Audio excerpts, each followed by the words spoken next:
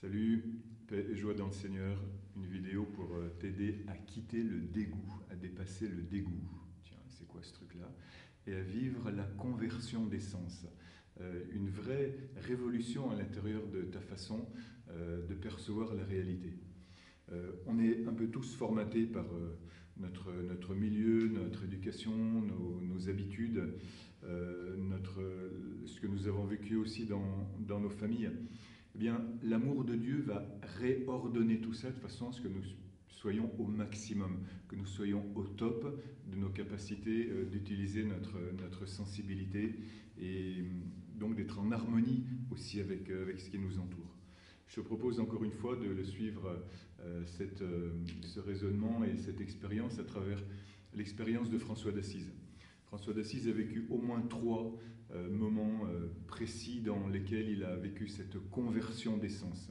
C'est important pour toi parce que tu vois, tout ce qui est indifférent, dégoûtant, fatigant, tout ce qui est dans la fatigue, dans l'assédie aussi pour le dire en termes spirituels, t'encombre, c'est lourd, c'est pesant. Comment est-ce que tu peux non seulement te débarrasser de tout ça, mais aussi le transformer, l'assumer pour en faire quelque chose qui te rende heureux et qui rende gloire à Dieu? Alors François d'Assise, je te dis, il l'a vécu dans 3 moments différents.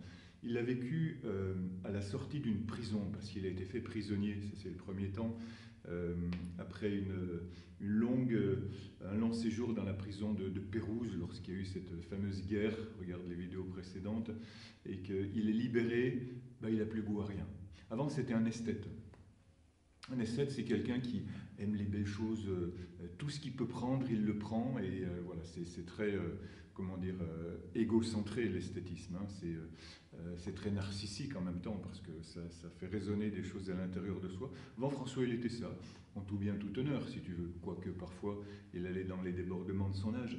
Mais si tu es déjà allé assise, tu comprends la beauté de la nature, le chant des alouettes, l'élévation des nuages, etc.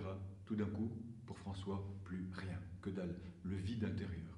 Alors qu'est-ce qui va se passer? Il va rentrer dans les profondeurs de son être, parce qu'en plus il est malade, il est dépressif, il va rentrer à l'intérieur de son être et là il va trouver Dieu, et tout d'un coup, avec cette expérience intérieure de Dieu, eh bien, la nature tout entière va s'illuminer parce qu'elle va devenir un langage de Dieu. Tu vois, c'est la même chose si tu fais une réflexion sur l'art, par exemple. L'art moderne, sans Dieu, il est dépressif. L'art moderne, sans Dieu, il est inquiet. Il cherche. En même temps, il a ça de positif, c'est qu'il nous aide à aller plus loin, il nous aide à chercher Dieu. Mais justement, c'est à travers cette conception belle d'une recherche de Dieu qui va au-delà de l'esthétisme et qui va justement dans la louange, que l'art et tout ce qu'il y a de beau à l'intérieur de toi s'oriente et oriente toutes tes capacités vers le meilleur. Le pape François, il a recueilli tout ça dans un concept qu'il appelle l'écologie intégrale. C'est-à-dire tout est lié, la beauté de la nature, l'économie, ta façon intérieure de fonctionner, ta perception de la réalité, l'attention aux pauvres, les écosystèmes mondiaux. Tout est lié, tout est relié. Pourquoi? Parce que c'est avec Dieu que tout prend du sens. Et que tes sens tactiles, olfactifs, etc., sont orientés vers le bien et vers la vérité. Parce que tout ce qui est en dehors de la vérité, tout ce qui est en dehors du ressenti profond de toi-même en accord avec Dieu, encore une fois, t'alourdit et ne sert à rien. Deuxième moment, c'est le moment de conversion, c'est le moment de la rencontre avec le lépreux. Tu te rappelles que lorsque François rencontre le lépreux, là c'est le dégoût des sens. Non seulement c'est dégoûtant, mais en plus c'est dangereux. On risque la contagion, les lépreux sont rejetés à l'extérieur de la ville, on s'est déjà dit tout ça. François embrasse le lépreux, son lépreux, le lépreux qu'il est lui-même en même temps. Et il dit: tout ce qui était amer me fut changé en douceur pour l'âme et pour le corps. Tous les mots sont importants. Tout ce qui était amer, amer ça veut dire dégoûtant dans ce langage moyenâgeux, tout ce qui était dégoûtant me fut changé en douceur pour l'âme et pour le corps. Tu vois cette conversion intérieure encore des sens, cette perception de la réalité où il ne s'agit pas de mettre en adéquation ce qui est à l'extérieur avec ce que tu ressens dedans, ou avec tes concepts. C'est une révolution complète de ton être. C'est un dépassement, ce que d'autres philosophies peuvent appeler une illumination, mais c'est beaucoup plus que ça encore. C'est une révélation de qui tu es à l'intérieur de toi et l'émergence de quelque chose de profond, d'une nouvelle conception de la réalité que tu rencontres depuis l'intérieur de toi, qui t'est révélée depuis l'intérieur. Et tout ce qui était amer me fut changé en douceur pour l'âme et pour le corps. Et c'est important pour François parce que, et c'est important pour toi en même temps, parce que tout ce qui est inquiétant, toute la décrépitude des valeurs, toute la désorientation de tout ce qui était bon jusqu'à présent, tous les points de repère évanescents, qui étaient devenus flous, tout ce manque de rapport à la réalité, tout d'un coup, reprend du sens dans une élévation vers Dieu parce que, waouh, François se sent bien à un certain moment dans la création et en accord avec tout ce qu'il vit. Troisième moment, lorsque tu vois, tu arrêtes de fuir, quoi. Tu arrêtes de fuir, d'empiler des émotions, d'empiler du consumérisme, tu arrêtes de fuir. Alors, troisième moment, c'est le moment où François va réparer l'église de Saint-Damien. Au début, le prêtre de Saint-Damien lui donne à manger. Tu sais, cette église toute en ruine que François se met à réparer parce qu'il a entendu l'appel « Va et répare mon église ». Au début, c'est le prêtre de Saint-Damien qui lui donne à manger. Puis après, François se dit « Mais ouais, c'est la vie un peu trop cool, là, un peu trop facile. » Donc, il se procure une écuelle en bois et puis il va à Assise mendier sa nourriture. Tu vois un peu le tableau. Le roi des fêtes, fastueux sur son cheval, plein de fric, élargissant de l'argent à tous, qui vient mendier sa nourriture. Quand une idole tombe, on l'écrase. Et donc c'est ce qui se passe. Et donc on lui donne non seulement, voilà, par pitié parfois des choses à manger, des restes de nourriture, mais on lui envoie à la figure, et on lui envoie à la figure aussi son statut social décrépit, on le vilipende dans la boue, on lui en jette même dans la boue, etc. Et puis François à la fin se retrouve avec cette écuelle pleine de trucs, des restes de ceci ou de cela, burk. Mais il va transformer ce burk en délice encore une fois. Il va y avoir cette chose incroyable où François se dit, Christ a vécu ça, moi aussi, c'est mon chemin qui a du sens, parce que c'est ce que j'ai choisi. Et je ne me laisse pas guider par mes sens.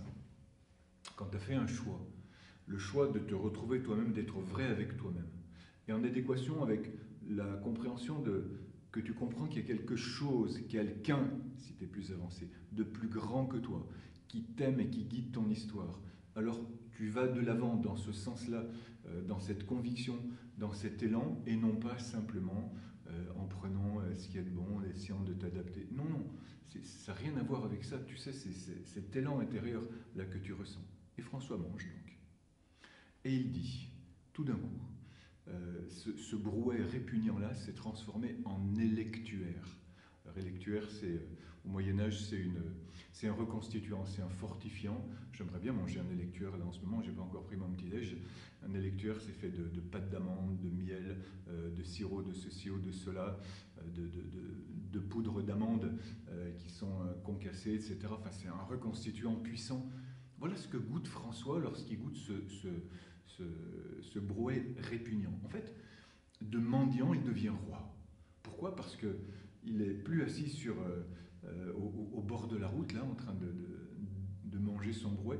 Il est assis sur le trône de Dieu, en même temps que Jésus, qui fait de lui un roi.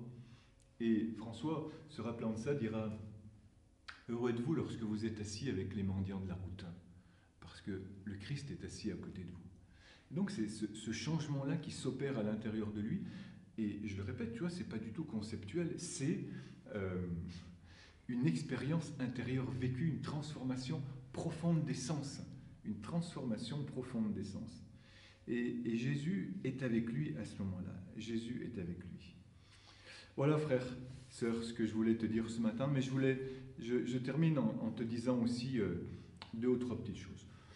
Cette façon de revenir à l'intérieur de toi, en t'orientant en même temps vers Dieu et vers les autres, est une profonde libération.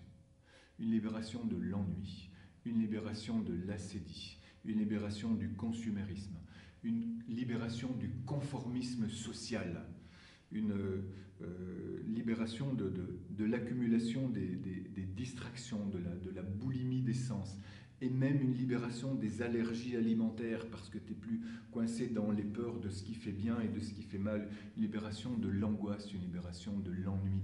C'est tout ça qui petit à petit se met en route. Rien de magique, c'est simplement l'accueil de la grâce à l'intérieur de ta vie. Je te donne pour terminer 4 pistes qui peuvent t'aider à expérimenter encore mieux cette conversion des sens. La première, c'est une question. Qu'est-ce que tu fais pour les autres? Point de suspension. Deuxièmement, retourne au centre. Retourne au centre de toi-même, au-delà de ton ressenti. Retourne au centre, à l'intérieur de toi.